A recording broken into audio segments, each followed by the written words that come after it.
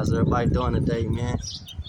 Yeah, my name is Trimlock Krim, and I just left the stew, man. And personally, man, I felt compelled, you know what I mean, to share some of this insight. I don't necessarily know if it's game, but it could be proven game for somebody else. So, as I said, my name is Trimlock Krim, man, and I'm an LA native, born and raised, you know what I'm saying, and I grew up in West LA in various places in the city.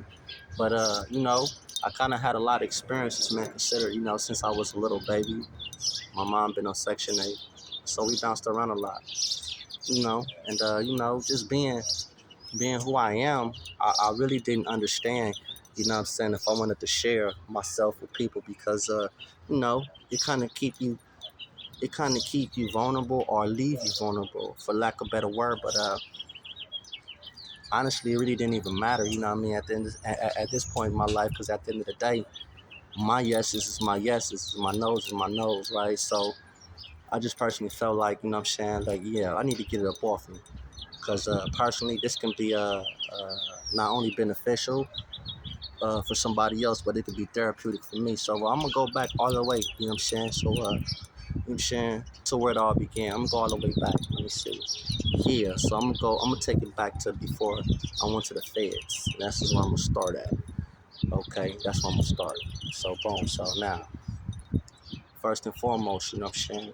I grew up in West LA, you know what I'm saying? I'm a West LA baby, to be exact, Pico and Cloverdale, you feel me? Now I'm out of the 30s, you know what I'm saying? But yeah, I grew up in West LA and, there's some good niggas over there, you know what I'm saying? I ain't gonna shout nobody name out like that, you know what I mean? But yeah, the homies over there, the Crips, the Bloods, the SAs, everybody over there was real peaceful, to say the least. But, it's still the streets. It's still South Central. Not necessarily South Central, but it's LA. So everybody kind of programmed the same way, right? Nah. So growing up, I was going to LA High, you know what I'm saying? Then I got kicked out of LA High, you know what I mean, for shooting dice in the bathroom and catching a hit of fade with a homie, you know what I'm saying, from schoolyard. I ain't gonna put his name out there though, yeah, but we did our shit. Long story short, somebody snitched on us. I ended up going to Hollywood High School. They kicked me out to Hollywood. Now I'm living in the West LA where the homies at. We doing shit over there. I'm gonna tell you a little bit about West LA. So these some fly homies. These some fly Crips. Everybody over here has their hand in something. Meaning everybody, mom and dad was probably a lawyer, a doctor. Owned some type of business, etc. So all the little homies and shit, all the kids, all the women. I don't want to say the B word, trying to really be professional, but all the women, even the little ratchet women, you know what I'm saying, that was fly, you know what I mean? So I personally enjoyed it, being that I came from the 30s, you know what I'm saying, Western and 39th Street to be exact. Now, growing up in the 30s, you know what I'm saying, my family was from the 39th Street side, you have different sections of the 30s, but my family, born and raised on 39, 38 South Harbor, they don't live there anymore, so, but, that's where we come from. But I kind of lived all around the 30s. But that's kind of a rowdy section. It's the first part of considerably of the west side of LA, western going west.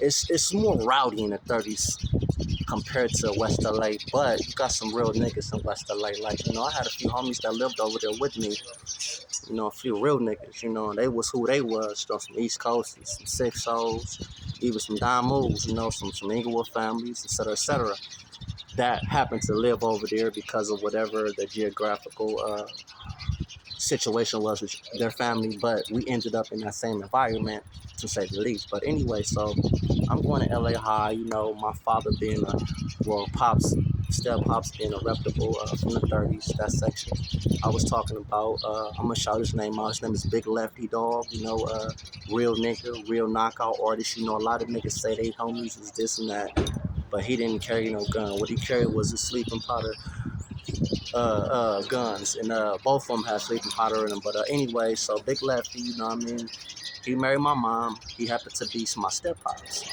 And to be honest with you, it wasn't even about him being my step pops. It was more so about him just being an example of how I was supposed to carry myself, because my real father had passed away.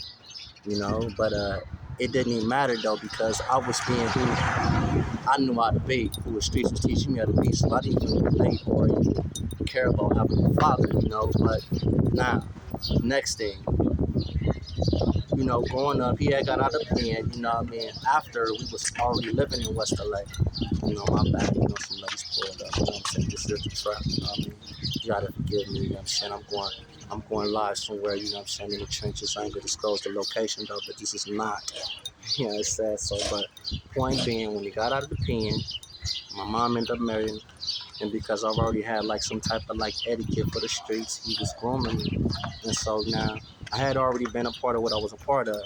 You know what I mean? Meaning growing up in the neighborhood, you know what I'm saying, participating in certain things young niggas doing like I'm gonna keep it real, like hidden plays, you know what I'm saying, busting plays, you know, the catering trucks and you know, the no cap, the corn man, the corn lady, and shit like that, though, you know. So I kind of brung that with me, you know what I mean. So I had already had like a little swag. I'm going to these schools where these ladies at, and I'm happen to be a black man, you know, with a little bit of pizzazz. But point being, he took to me.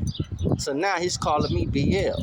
So now this man particularly have two other sons or three other sons, but he has two other sons from the neighborhood, which are lefties. Now my point is this: look, I happen to be who I am. You know what I'm saying? And I can't help if somebody take a liking to me.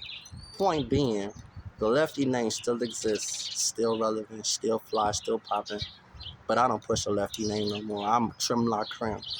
But I love both of these thumbs, and I love my homies. You feel me? But I'm just giving an example, or more so, it's the story of how it all began. So, anyways, I'm in the streets participating. You know what I'm saying? With Lefty, we hitting corners. He happens to have like real licks, meaning he's a dice shooter. So I'm hitting these corners with him because I'm really the oldest child he have. You know, he's a nigga like me. So, say for instance, I got a 3-year-old son. Now, if my son was already 5 or 6, I'll feel more comfortable rotating with him because he can understand, you know what I'm saying, the streets a little bit. Or more so he can understand, I can talk to him and I can teach him things about the streets. I don't have to baby him, right, to say the least. And he had to baby me. So I ended up shooting dice for him. I ended up starting hustling for him. We was getting money together. So he's teaching me the game, right? But my point is this, like with all that being said, I'm going to speed it up a little bit. You know, I start rotating with the lefty, you know, big lefty with the lefty name, you know what I mean? I'm going places and then I'm meeting people. And him being who he is, he's a knockout artist, so I'm being introduced to a whole different environment because when you're around a nigga that really got sleeping partners punch and people know this, they have a tendency to stay away. They have a tendency to tread light, right? And now I'm his son or his stepson, but I'm his son, so everybody see me as the same threat. So whenever I'm rotating by myself, going to Ward on Wheels or Skate Depot or somewhere where I'm pushing these thumbs, like that nigga lefty. So I'm having to sock niggas up. Or I'm catching issues because of that. And it's cool because this was my reputation. This is how I kind of grew up, you know. And everybody have their own rapport with the streets. You know, everybody have their own etiquette, how they was brought up in the streets. And I was brought up this way. So now I'm gonna speed it up a little bit. So now here comes 12th grade. So now I'm going to Hollywood High School. Now boom. Right before graduation, I got some partners that was rapping and singing, and they had an opportunity to like go to the Jenny Jones show. Now, for some of you old heads, you know I'm a little bit older. I'm an '80s baby. You know, Jenny Jones was popping. Ricky Lake, Jenny Jones, etc., etc. Well, my boys went on the Jenny Jones show. Now, when they went on the Jenny Jones show, I had the opportunity to see this. So now, what it did was it triggered something in me because, to be honest with you, I've always been the more talented one of everybody. Like I ain't even gonna cap. I can sing, I can rap, I play all kind of instruments, and I'm just a naturally talented dude. But you know, my brain isn't exactly parallel with my talent, so I had to like kind of catch up to myself, if that make any sense, right? Point being, I had an opportunity, you know what I mean, to audition for LaFace Records or via Yab Yab Entertainment, you know what I mean, doing the security guards at my school, Hollywood High School.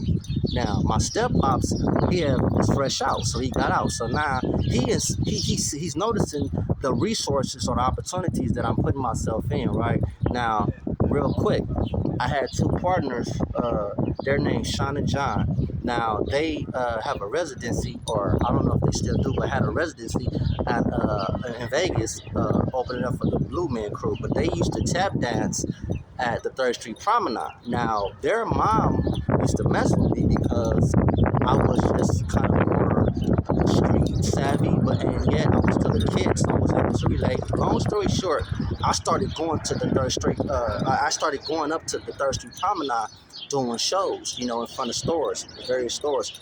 So my pops is tapping into all this now. My step pops is tapping into all this. So he's like, he's doing this, he's doing this, he's doing this. You know what? We're gonna do this together. So now this is what happened. Now this is leading up to when I first went to the feds, right? Now, ultimately I did 10 years in the feds, right? And I was all over the United States. You know, my paperwork is A1. And that's why I can share this information. And I'm going to go into detail a little bit about my federal experience and about everything that I've been through in the feds, considering. And just, you know, I'm going to share some game with y'all, some real federal game or some real street game that I learned in the feds, and just hopefully with the hopes of me being able to relate to somebody, because my goal, real brief before I end this message. When I went to the feds, I was pushing the name. I was pushing the baby Lefty. And in that, I was introduced to Terrence. Who I am, Terrence. My name is Terrence Pruitt. I'm going to keep it 100 with you. It don't even matter because I'm 100, public record 100. But I push Trim the Crim. Now, Trim is because I'm a trim, slim, fly nigga or guy. La or LA is because I'm a LA native, born and raised in the soil, and Crim because I did 10 years in the feds. So I don't want y'all to ever forget that.